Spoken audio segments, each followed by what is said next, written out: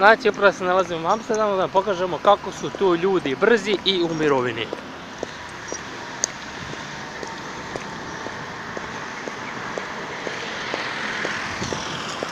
Nije da podcjenjujem svoju ženu, ali brža od nje. Brža od nje.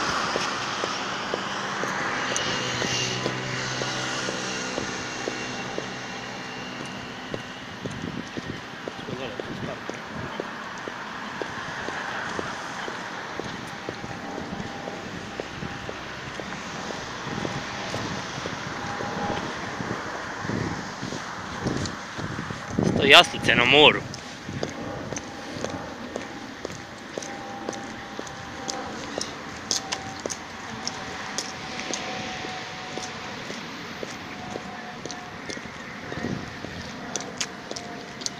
Mina, viš kak se plaše tebe?